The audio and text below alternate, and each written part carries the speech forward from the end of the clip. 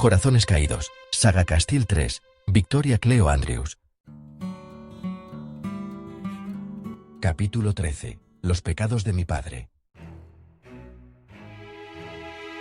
Poco después de la primera luz del alba, me despertó el ruido de unos pequeños pies. Abrí los ojos y descubrí a Drake en el umbral, alborotado su pelo por el sueño, mirándome tímida y fijamente. Había dejado la puerta abierta para oírle por si acaso el niño despertaba durante la noche, o llamaba a su padre o su madre. Sonreí y me senté. Logan también se despertó inmediatamente. «Buenos días, Drake», dije. «¿Hay hambre para el desayuno?» Drake continuó mirándome con fijeza, parpadeando con rapidez. «Buenos días, Drake», dijo Logan, saltando rápidamente de la cama. «Yo sí tengo hambre, te lo aseguro». «Quiero ir a mi casa», dijo Drake. No era un lamento, era una petición. Salté también de la cama y me acerqué a él, arrodillándome ante él y cogiéndole las manos. Drake se mantuvo firme, con expresión intensa en sus hermosos y brillantes ojos castaños, apretados los labios. «Ahora estás en tu casa, Drake. Allí donde estemos Logan y yo, esa será tu casa a partir de ahora. ¿No recuerdas el día de ayer y todas las cosas que dijimos y vimos?» Asintió lentamente. Le atraje hacia mí, le abracé y le besé una mejilla. «De acuerdo entonces», dije con mi voz más alegre. «Ahora todos nos lavaremos y vestiremos y después bajaremos a desayunar. Y luego tú y yo exploraremos Farthie. Así se llama esta casa y el terreno que la rodea, Farthie, un diminutivo por Farthingale Manor. Verás la piscina y un prado, los jardines y las pistas de tenis. ¿Podré nadar?» La mirada de Drake se encendió. «Claro que sí, cariño, aunque ahora hace demasiado frío. Pero podemos explorar el laberinto, aunque tú solito nunca podrás entrar en él, porque podrías perderte para siempre. Después de nuestro paseo, podrás volver aquí y jugar con alguno de los juguetes que Logan te trajo la noche pasada. Entonces, después del almuerzo, le diremos a Miles que nos lleve en coche a Boston y te llevaré a comprar toda clase de vestidos. ¿Qué te parece todo eso?» Drake pasó su mirada de mí a Logan, que ya se estaba afeitando. «Deberías comenzar con un agradable baño caliente», dije.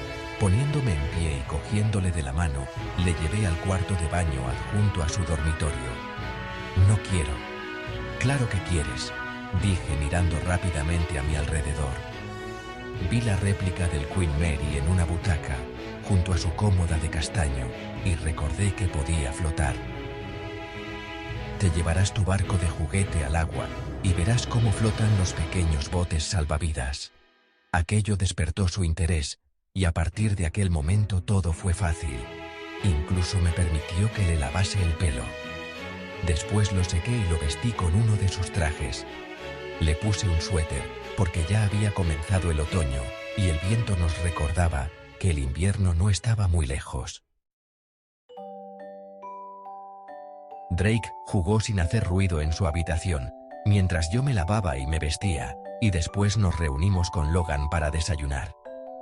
Logan estaba leyendo The Wall Street Journal, tal como hacía siempre Tony durante el desayuno.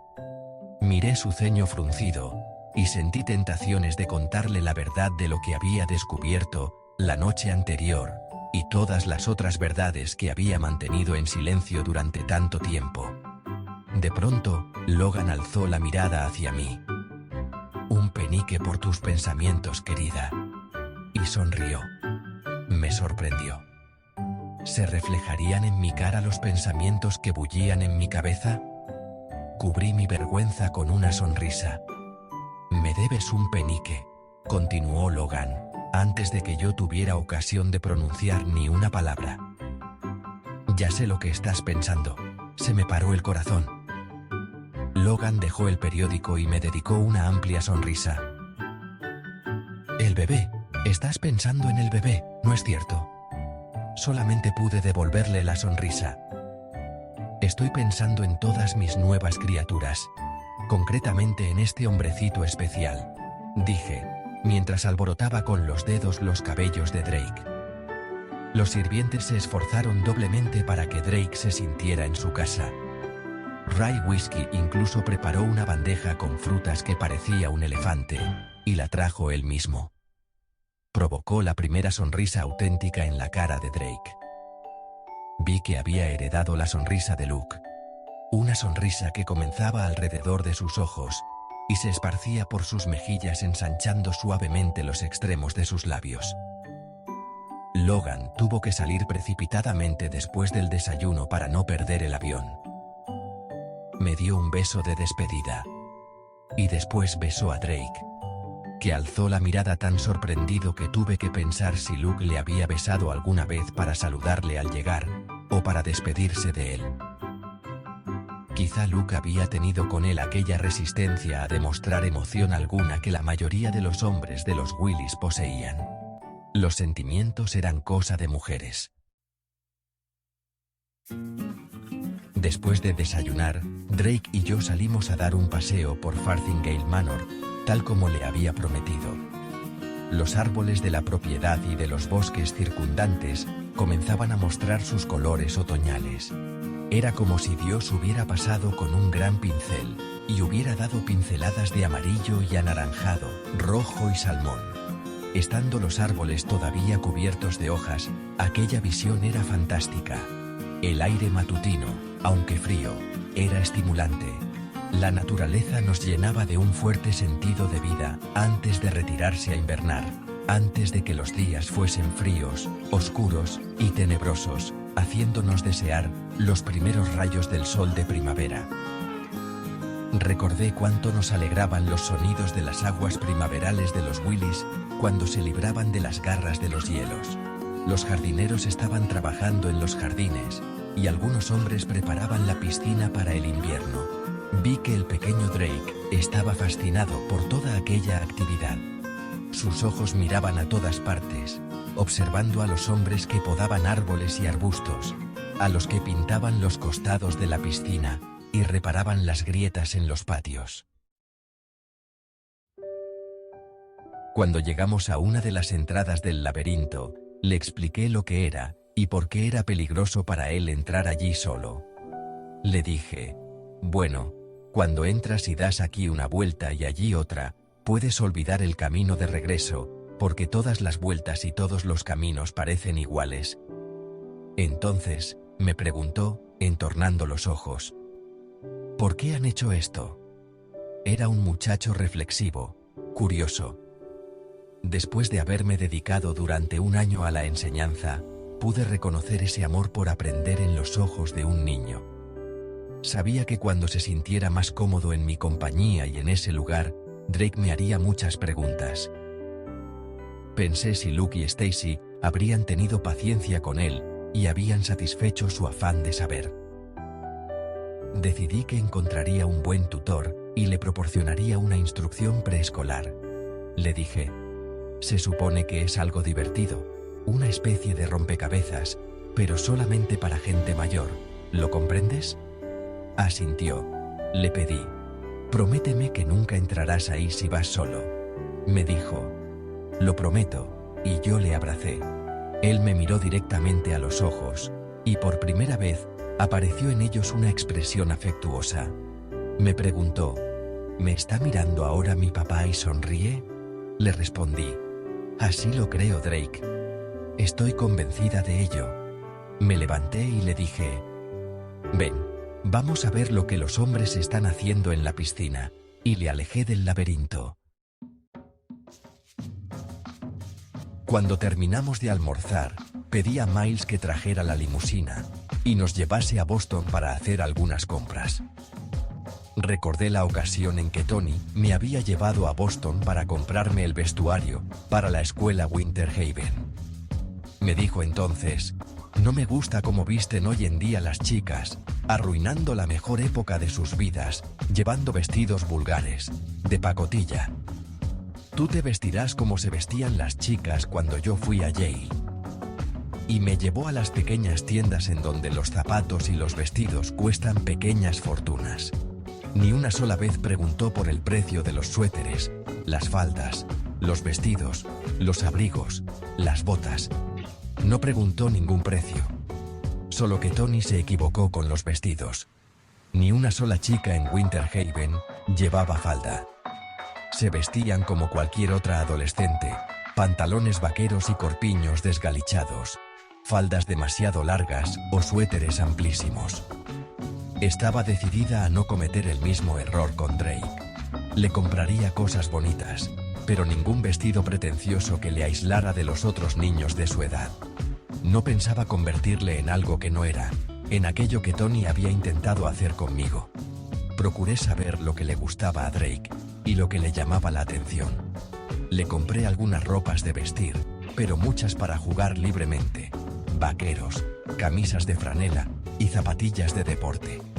Miles nos seguía en la limusina y nos cogía los paquetes al salir de las tiendas. Finalmente, tanto Drake como yo nos sentimos cansados de hacer compras. Nos metimos en el coche y regresamos a Farthing. Los criados nos ayudaron a subir los paquetes a la habitación de Drake, pero yo despedí a las criadas para ordenar personalmente las cosas del niño. Quería que Drake notase mis fuertes vínculos con él y con todo lo que le concernía. Se sentó en la alfombra para jugar con sus coches y camiones, mientras yo ordenaba su vestuario. De vez en cuando lo sorprendía levantando la mirada y observándome. Me daba cuenta de que Drake todavía no estaba seguro de cómo aceptarme o de cómo considerarme. ¿Sería yo una madrastra, una hermanastra, una niñera? Ya se sentía más a gusto conmigo, pero todavía se mostraba un poco reservado, racionando sus palabras, sus risas, incluso sus lágrimas. Yo sabía que se necesitaría algún tiempo y que simplemente era una cuestión de confianza. Y yo, como cualquier otra persona, sabía bien lo que era comenzar de nuevo con una nueva familia y un nuevo hogar. Durante la cena, Drake habló mucho más, contándome las ocasiones en que había ido al circo con Luke y hablándome de los animales y los acróbatas. Me dijo: Heaven, había una mujer que se colgaba del pelo y giraba sin parar, y algunas veces papá me dejaba darles la comida a los elefantes. Mi cosa favorita, lo que más me gustaba, era cuando papá me dejaba poner mi vestido de payaso y mi peluca, y me subía en lo alto de la joroba del camello. Se llamaba Ishtar. ¿No te parece un nombre divertido, Heaven?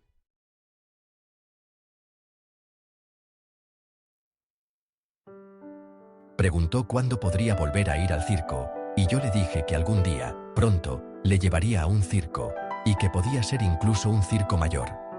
Hablar del circo le recordó a Luke y a Stacy, y de súbito se puso triste. Ray Whiskey volvió a salvar nuevamente ese momento, apareciendo con un pastel de chocolate de 3 capas, con un rostro de payaso encima, hecho con fresas. «Jo, ¿qué es eso?», preguntó Drake, y la excitación iluminó su carita. «Este pastel se llama el pastel de Drake». Ray Whiskey sonrió. «Ya me dirás si te gusta». Y dejó el pastel delante de Drake. «¿Puedo tomar el trozo que tiene la nariz?», preguntó Drake. «Claro que sí, jovencito», dijo Ray Whiskey, fingiendo robarle a Drake la nariz, colocando el pulgar entre los dedos mientras reía maliciosamente. «Puesto que yo tengo tu nariz, tú puedes coger la del pastel».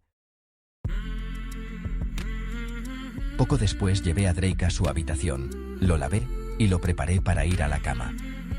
El niño había pasado otro día espléndido. Le permití que jugase un poco, mientras le cogía sueño. Después lo metí debajo de la cálida manta, lo besé en la mejilla y lo dejé para que pasara su segunda noche en Farthing. Entonces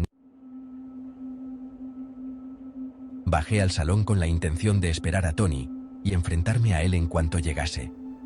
El mundo, que rodeaba nuestro mundo en Farthingale, parecía anticipar mi ira y mis acusaciones.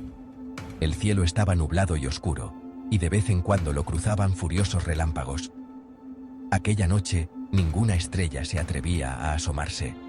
Después llegó la lluvia, espesa y pesada, semejante a heladas lágrimas de hielo.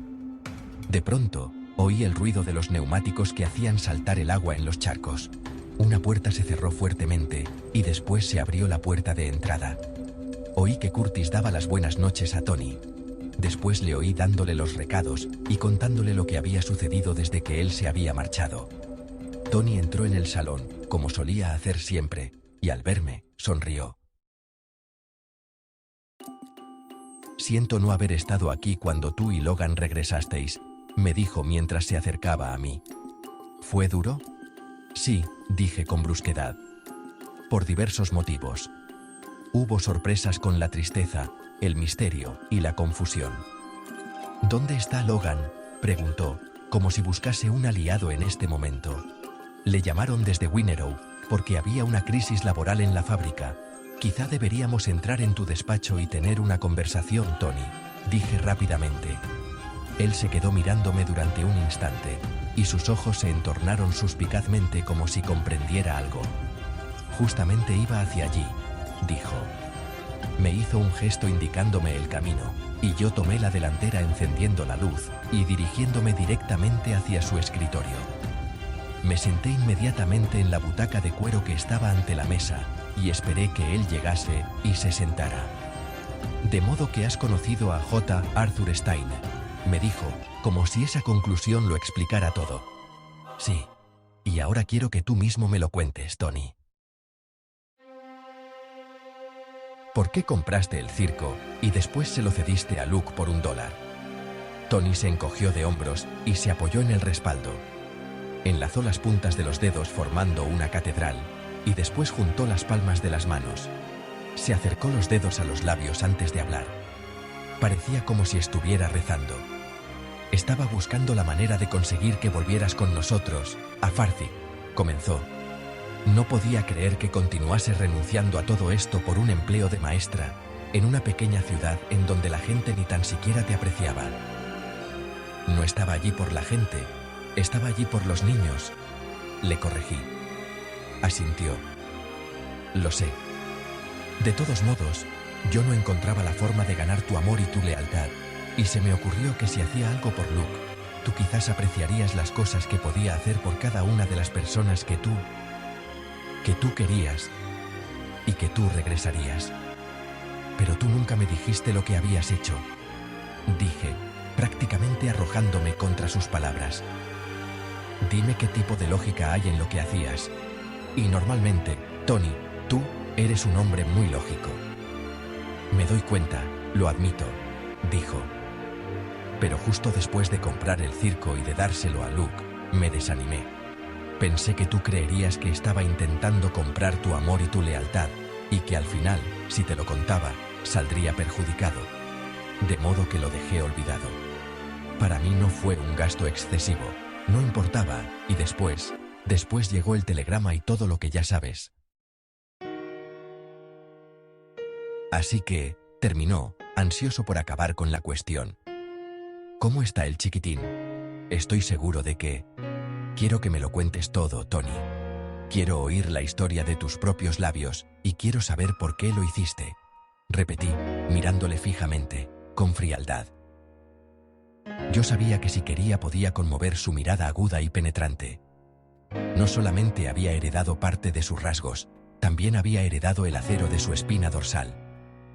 Estábamos enfrentados, cara a cara, Tatterton contra Tatterton. Durante un tiempo que pareció una eternidad, Tony continuó inmóvil, sentado, con sus ojos azules serenos e inexpresivos.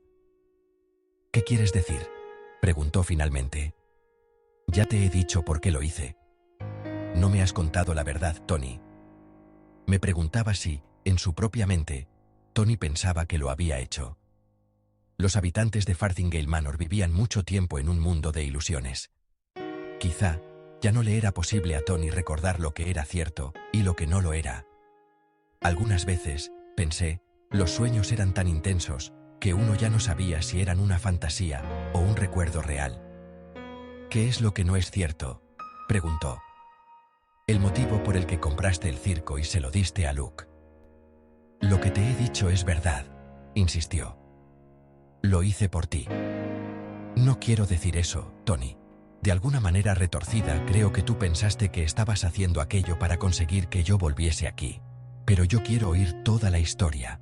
¿Cuál fue la reacción de Luke cuando le diste el circo? ¿Qué reacción podía tener? Estuvo agradecido, dijo Tony encogiendo los hombros. Al principio creyó que era cosa tuya. Tuve que explicarle que tú no sabías nada de todo aquello y pedirle que no te preguntase ni te contara nada. Se quedó algo extrañado, pero lo aceptó. Y después, como te he dicho, me olvidé de todo ese asunto. Así que... ¿Y qué más le pediste?, exigí. Fue como si le hubiera disparado al corazón con mis punzantes palabras. Palideció. ¿Cómo sabes si le pedí algo más? ¿Es que Costello, Arthur Stein, te ha dicho algo? No, Tony. Mr. Stein te es fiel hasta las suelas de sus zapatos. Pero después de saber lo que habías hecho y enterarme de lo involucrado que estabas en los asuntos de Luke, no he podido dejar de pensar en ello.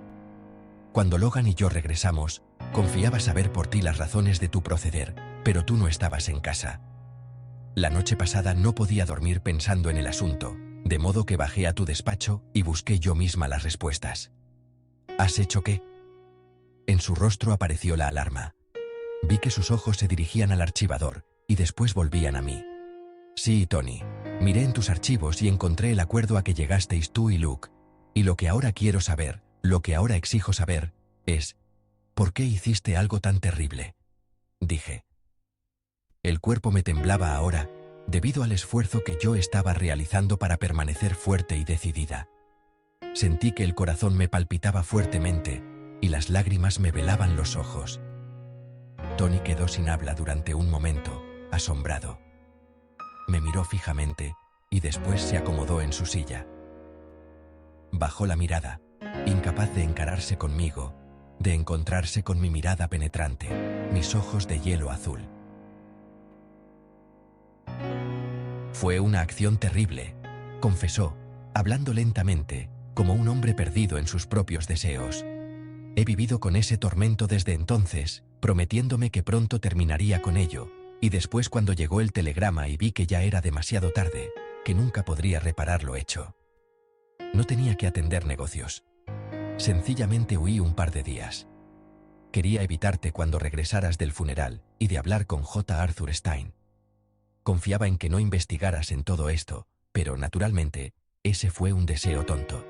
Ya que tú siempre buscas conocer la verdad, hasta el último fragmento de la verdad, aunque esa verdad te haga desgraciada. Algunas de las cosas que una vez me dijiste sobre la manera en que yo trataba a Gillian eran verdad. Me he permitido vivir de las ilusiones y estaba intentando hacer lo mismo contigo. Hubiera debido darme cuenta de que había demasiado Tatterton en ti, Tatterton primario, como para que no te dieras cuenta. ¿Por qué lo hiciste? Insistí. ¿Por qué seguiste intentando que Luke no tuviera nada que ver conmigo? Tony desvió la mirada durante un momento, obviamente reuniendo valor para decir lo que tenía que decirme. Tú no sabes cómo fueron las cosas cuando te marchaste, después de la muerte de Troy. No sabes cuánto te eché de menos. Nunca te he dicho lo mucho que significas para mí. Lo importante que era para mí tenerte aquí, conmigo, poder verte y hablarte. Aquella noche que te llevé al teatro ha sido una de las noches más felices de mi vida. Yo ya había perdido a Gillian, en cierto sentido, y me parecía que también te había perdido a ti. De pronto surgió cierta esperanza de que pudieras regresar, esperanza de que podía arreglar las cosas de tal manera que tú pasaras mucho tiempo aquí, y entonces, cuando oí que habías invitado a Luke a tu boda... ¿Y cómo supiste eso, Tony? Tú no viniste a la boda en Winnerow, tú no interviniste en los gastos, yo los pagué de mi bolsillo, dije, y mi orgullo era tan fuerte y tan tenso como una bandera al viento. Logan me lo dijo, contestó Tony. ¿Logan? Me apoyé en el respaldo de mi asiento. ¿Logan? Tony asintió. Pero si tú casi no conocías a Logan, no lo entiendo. Le llamé tan pronto como supe que estabais prometidos, y hablamos. Hablé con él algunas veces. Le supliqué que no te dijera que yo hablaba con él, y le hacía preguntas acerca de ti. No quería que tú creyeras que yo intentaba interferir. Logan lo comprendió. Pensé que era un joven inteligente y comprensivo. ¿Y tú le preguntaste a Logan sobre mi relación con Luke? Sí. ¿De modo que tú sabías que yo le había invitado a mi boda? Dije, ansiosa porque Tony continuase hablando.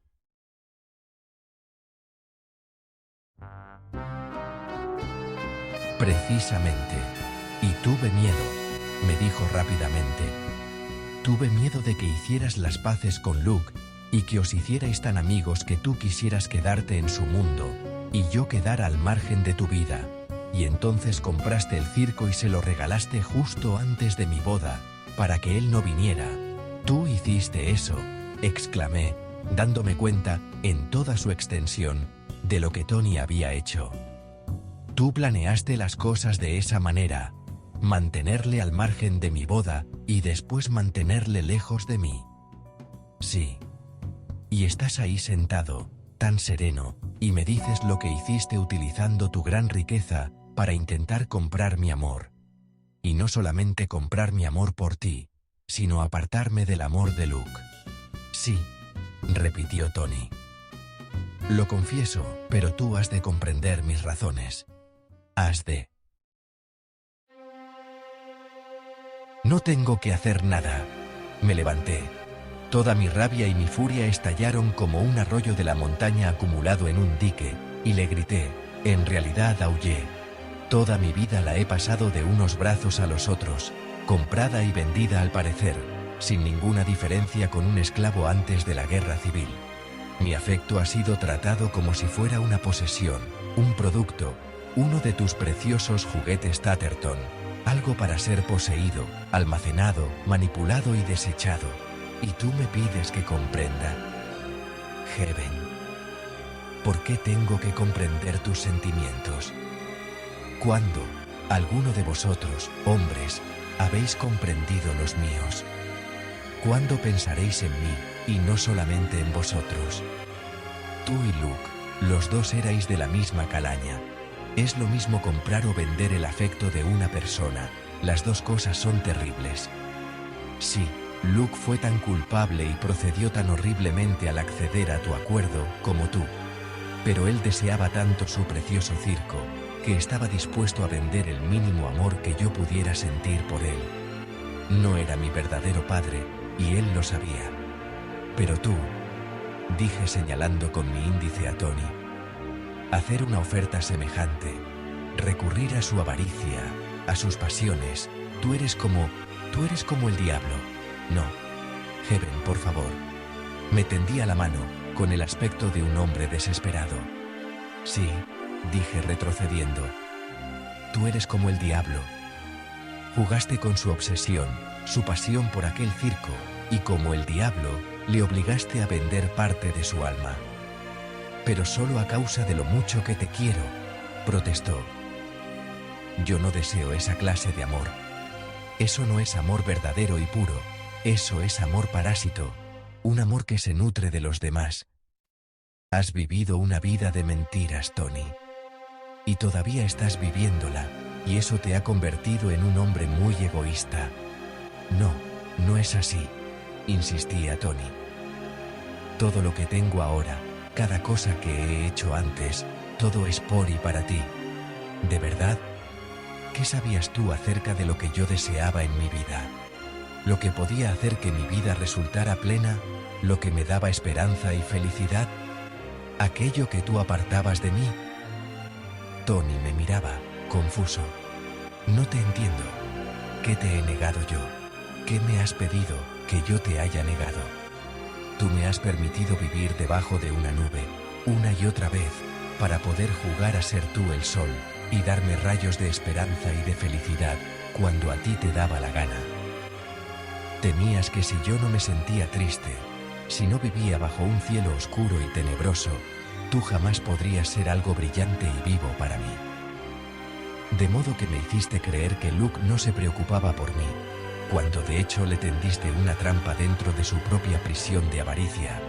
Pero comenzó a avanzar, esperando abrazarme. Yo continuaba retrocediendo, alejándome de su escritorio. Y me hiciste creer que Troy había muerto, dije. Esas palabras cayeron como un rayo haciendo eco en la habitación. Palideció tanto que pareció haberse convertido en una estatua de sal. Yo no quería descubrir el secreto acordado entre Troy y yo. Era todo lo que nos quedaba, y era algo precioso y especial. Pero de pronto me di cuenta de que si Tony hubiese sido honesto, y si realmente hubiese deseado que yo regresara a Farthie, hubiera debido decirme que Troy no estaba muerto, y tendría que haberme traído aquí para ayudar a Troy a reemprender una vida normal. Pero Tony no quería que yo regresara junto a Troy. Él quería que yo regresara junto a él. Solo junto a él, Tony. ¿Lo sabes?, susurró. Sí. Le encontré justo antes de que se marchara. Fue deseo de Troy que tú no lo supieras, no deseo mío, se justificó Tony enseguida. En aquel momento, Anthony Townsend Tatterton me pareció tan vulgar y tan pequeño como un ladronzuelo, que tratase de disculparse mintiendo, y que al ver que una mentira no daba resultado, intentara otra, y finalmente, incluso traicionaba a aquellos más cercanos a él, todo para salvarse él mismo. Pero tú sabías que Troy decía esas cosas porque estaba desesperado, porque creía que jamás podríamos ser el uno del otro. Tú hubieras podido hacer algo más. Si tú me lo hubieras dicho y yo hubiera podido verle, cuando le encontré ahora, ya era demasiado tarde. Así que ahora se ha marchado, dije suavemente, y se ha perdido un amor que era realmente desinteresado. Alcé la mirada hacia Tony. Las lágrimas me corrían ahora por las mejillas. Por lo que yo sé, condujiste a Gillian a la locura, dije. Y ayudaste a que Troy quedase en el olvido. Y ahora, concluí riéndome. Ahora estás logrando que yo me vaya, Heaven. Chilló mientras yo me volvía y salía corriendo de su despacho. No miré hacia atrás. Subí corriendo la escalera hasta mi suite, y comencé a hacer las maletas. A la mañana siguiente cogería a Drake, y nos marcharíamos de Farthie. Esta vez me marcharía para siempre. Le eché una ojeada a Drake, y vi que se había cubierto casi enteramente la cabeza con la manta, como si quisiera dejar fuera el mundo que le rodeaba. También yo me sentía así, pero sabía que por mucho que uno se escondiese, no era posible escapar de la verdad. La verdad tenía sus métodos para descubrir las grietas en los muros del fingimiento que uno alzaba en torno de sí, aunque uno fuese rico. Me sentía como si todo lo que me rodeaba estuviese hecho de papel de celofán y papel crespón. Era un papel bonito, brillante y colorido, pero un viento fuerte podría llevárselo y dejarme desnuda, temblorosa bajo nubarrones amenazadores. Le bajé la manta hasta el cuello, aparté algunos mechones de pelo de sus ojos y le besé suavemente en la mejilla. Al día siguiente le llevaría a Winnerow. Con la misma rapidez que había sido traído a este mundo rico y elegante, sería apartado de él. Sabía que confundiría a Drake, pero yo sabía también que este no era el lugar adecuado para que creciera un niño. Mi estirpe podía haber comenzado aquí, en Farthie, pero mi corazón estaba preso en Winnerow, preso en aquel mundo sencillo en el que podía mirar por las ventanas de la Hasbrook House y ver los Willys. Era mejor que Drake creciera bajo aquella luz del sol, rodeado por aquellos ruidos, que aquí en Farthingale, en los alargados y vacíos pasillos de la mansión, rodeado por los fantasmas plañideros que perseguían a los Tatterton. Preparé algunas maletas para los dos hasta que me sentí cansada, y entonces me fui a dormir. Aunque estaba tanto física como mentalmente exhausta, me quedé tendida, con los ojos abiertos y la mirada clavada en las tinieblas. Pensé en Logan y en la vida que ahora llevaríamos en Winnerow. Confiaba que podría hacerle comprender por qué no quería tener ninguna relación con Farthingale Manor, y muy poca con Tony. Naturalmente, no le hablaría de Troy, pero sí le contaría lo que Tony había hecho para mantener a Luke alejado de mí, y confiaba que Logan se indignaría tanto como yo por lo ocurrido. Y más que nada, esperaba que me abrazaría muy fuerte, y con el tiempo, recuperaríamos aquel maravilloso sentimiento excitante que en otro tiempo compartimos cuando éramos estudiantes de instituto. No podía evitar pensar también en Troy. Me preguntaba dónde estaría ahora y cuánto sabría de mi vida, si se había enterado de lo que había sucedido, y si se enteraría de lo que a partir de ahora iba a suceder. ¿Estaría espiando de cerca, como había espiado en la fiesta de mi boda? ¿O había cortado de raíz todo lo que se refería a mí y a Farzi? Ahora, a medida que pasaban los días, Troy era, cada vez más, una ilusión. La personificación del verdadero amor ideal. El amor perfecto inalcanzable. El amor del que están hechos los sueños. El amor que se destruye por el simple contacto.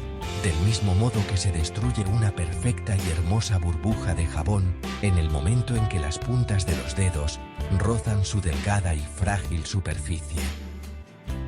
Como la burbuja de jabón, un amor semejante era algo para ser contemplado o esperado, pero algo que nunca podría retenerse. Ahora sabía que era así.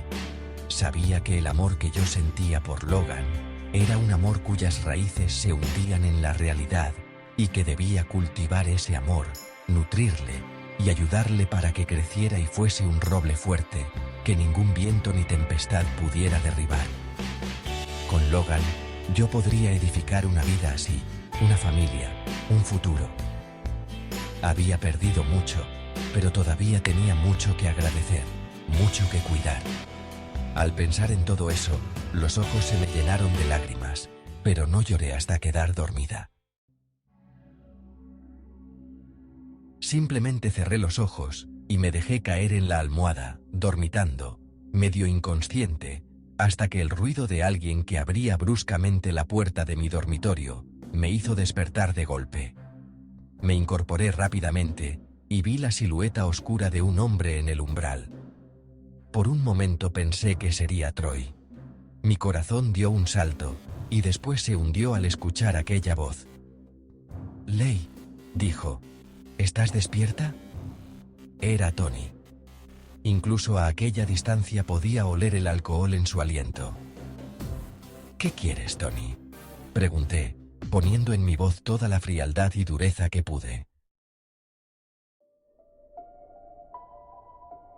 Él me respondió al principio con una risita, y después encontró el interruptor en la pared y encendió la luz. En la habitación estalló la claridad. Yo me tapé los ojos, y cuando aparté las manos, vi a Tony que se acercaba, vestido con camisa y pantalones, y la camisa desabrochada hasta el ombligo. En los brazos traía uno de los camisones transparentes de Gillian. «Te he traído esto», dijo. Tenía los ojos vidriosos y los cabellos alborotados, como si se hubiera pasado los dedos entre ellos. «Me encanta verte con esto. ¿No querrás ponértelo otra vez para mí? Por favor. Yo nunca me he puesto esto para ti, Tony. Estás borracho. Hazme el favor. Vete de mi dormitorio». Sí que te lo pusiste para mí. Y mira, dijo sacando la mano de debajo del camisón. Te he traído un poco del perfume de Gillian. Ya sé cuánto te gusta. Siempre estás intentando que ella te dé un poco. Déjame que te ponga, dijo mientras se sentaba en mi cama. Yo me alejé todo lo posible, retrocediendo hasta la cabecera, pero él alargó la mano y después de verter un poco en los dedos, me dio pequeños toques en un lado de la garganta. El fuerte olor de jazmín me llenó la nariz. Estaba apartándome más, cuando la mano de Tony bajó hasta el hueco entre mis pechos. «No, Tony, no sigas. No quiero llevar ahora el perfume de Gillian. Te he dicho que basta. Estás borracho. Sal de aquí», exigí. Él me miró y sonrió como si no pudiera comprender mis palabras. Después, recordando el camisón que llevaba en los brazos, se levantó y lo extendió sobre la cama, junto a mí, mientras lo acariciaba dulcemente. «Vamos, póntelo», dijo. Y después me tumbaré a tu lado como hice la otra vez que te lo pusiste. Márchate ahora mismo de mi habitación, Tony. Si no lo haces voy a llamar a la servidumbre. Lei, murmuró. Yo no soy Lei, grité. Soy Heaven. Tony, vete ahora mismo. Me asustas. Ignorándome otra vez, alzó la manta y se deslizó dentro de la cama para tenderse a mi lado. Yo intenté escapar, pero él alargó la mano y me cogió por la cintura, acercándome. Lei, no me abandones, por favor. No escuches nada de lo que dice Gillian. Está loca, celosa de ti, celosa de cualquier otra mujer. Hasta tiene celos de nuestras criadas porque una tiene las manos bonitas o la otra tiene una barbilla bonita. Puso sus labios en mi hombro empujando hacia abajo mi camisón con la barbilla para poder apretar así su boca contra mi piel. «Tony, basta», chillé. Puse mi mano sobre su sien y lo empujé tan fuertemente como pude para mantenerle lejos de mí.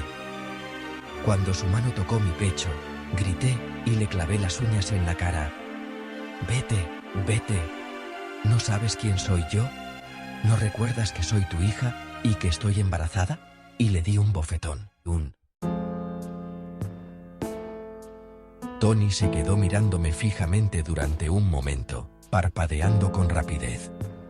Me di cuenta de que la realidad estaba alejando sus recuerdos, sacándole del pasado y haciéndole regresar al presente. Con un sobresalto se dio cuenta de dónde estaba y de lo que estaba haciendo. Tragó saliva con dificultad y miró a su alrededor. «Dios mío», exclamó. «Creías? Eres un borracho y un asqueroso. Quiero que te vayas ya. Vete», chillé mientras saltaba de la cama. Tony se quedó mirándome desde el lecho. «Oh, Heaven, perdóname. Yo solamente…» Miró el camisón que había traído y después me miró a mí, mientras se cubría con la mano la mejilla enrojecida. «Me he confundido. Yo…» ¿Confundido? Todos los pensamientos turbios que siempre se amontonaron en los rincones más oscuros de mi cerebro acudieron ahora presurosos. Recordé otras veces en que Tony me había tocado y besado, y de pronto cada una de esas ocasiones me pareció fea, lujuriosa, incestuosa. Surgieron todos los temores, todos los recuerdos tristes y malsanos. Casi no podía pensar. Mi mente era una cámara en donde resonaban los ecos de chillidos y gritos. Me apreté los oídos con las manos. «Tú no eres mejor que cualquiera de mis parientes de la montaña, mis hermanos patanes como tú solías llamarles». Grité tanto que se me quebró la voz. «Tu dinero no ha establecido ni la más mínima diferencia. No eres mejor que los ignorantes patanes de Winnerow que violan a sus hijas». «Heaven, no. Vete, vete», grité de nuevo. Se levantó de la cama, recogiendo al mismo tiempo el camisón transparente de Gillian, y comenzó a retroceder hacia la puerta, sacudiendo entretanto la cabeza. por favor, perdóname. Estaba borracho. No sabía lo que hacía. Por favor», dijo mientras me tendía la mano. Yo negaba con la cabeza mientras las lágrimas me corrían por las mejillas y mi cuerpo temblaba convulsivamente. «Vete», dije en un siseo ronco. «Yo… lo siento», repetía sin cesar Tony, y salió corriendo. En el momento en que desapareció me dejé caer en la cama y gemí. Lloré histéricamente, incapaz de detener la ira y tristeza que me dominaba. Todo lo triste que me había sucedido hasta entonces volvía a surgir y exigía ser lamentado con igual intensidad. Lloraba por la madre que no había visto ni conocido. Lloraba por Tom, por Troy. Lloraba por la infidelidad de Logan con Fanny, por Luke y por Stacy. Y lloraba por Heaven, la pobre pequeña Heaven Lake Castile perdida. Mi explosión de llanto quedó interrumpida por el contacto de una mano pequeña, fría y suave, que se posó en mi hombro. Aspiré profundamente y volví la cabeza. El pequeño Drake estaba a mi lado, mirándome, con el rostro lleno de extrañeza, pero expresando compasión en su mirada. «No llores», me dijo. «No me marcharé». «Oh, Drake, Drake», dije llorando, y le abracé fuertemente, tan fuerte como pude. «No te dejaré marchar de mi lado. Nos necesitamos como dos huérfanos». Le besé en la frente. «Siempre estaré a tu lado. Siempre». Drake levantó su mirada hacia mí, y su rostro todavía era un reflejo de mi propio dolor. «No lloraré más», dije. «Ahora ya no lloraré más». Le alcé y le acomodé en mi cama, y nos dormimos acurrucados el uno junto al otro como dos gatitos que han perdido a su madre. Me desperté con Drake en los brazos, y su cabecita apoyada suavemente en mi pecho. Delicadamente, para no despertarle, me deslicé fuera de la cama, me lavé y me vestí. Todavía era temprano, y la casa estaba silenciosa. Los criados todavía no habían descorrido las cortinas. Las luces que se dejaban encendidas durante la noche seguían iluminando todavía. Bajé por la escalera de mármol con rapidez, pero sin hacer ruido, y me encontré con Curtis, que se preparaba para el trabajo del día. «Se ha levantado temprano, Mrs. Stonewall», dijo. «Tengo mucho que hacer hoy, Curtis, y tengo prisa. En primer lugar, llama a la compañía de aviación y reserva billete para Drake y para mí. Esta mañana regresaremos a Winnerow. Informa a Miles. Haz subir las doncellas a la habitación de Drake. Ya he empaquetado algunas ropas, pero hay otras que quiero que metan en las maletas. Las maletas listas están en mi habitación. Di a Miles que las baje al coche. Por favor, pide a Ray que prepare un desayuno ligero, rápido, para Drake y para mí. Dentro de 1 o 2 días, ya daré instrucciones para que algunas otras cosas sean empaquetadas y enviadas a mi casa de Winnerow». «¿Se marcha usted de Farthingale?», preguntó Curtis. Yo no le respondí.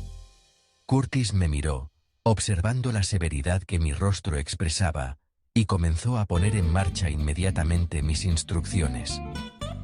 Cuando volví arriba, vi que Drake comenzaba a despertarse.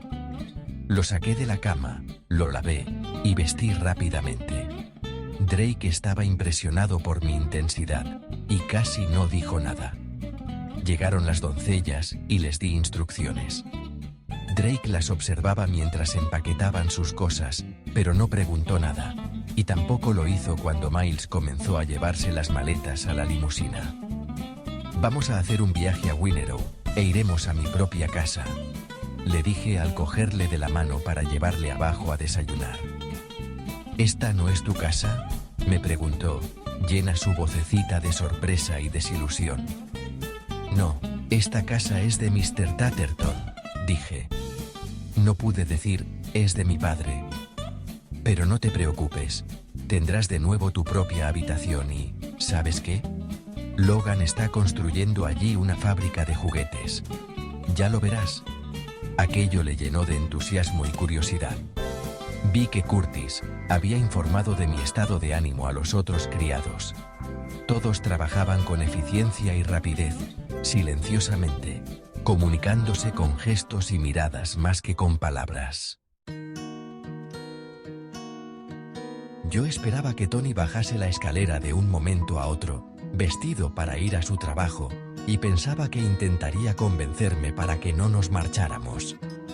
Sin embargo, Drake y yo terminamos nuestro desayuno antes de que Tony viniera. Incluso Curtis estaba sorprendido. «Mr. Tatterton se retrasa esta mañana», dijo, como si tuviera que presentar excusas por Tony. Yo no respondí.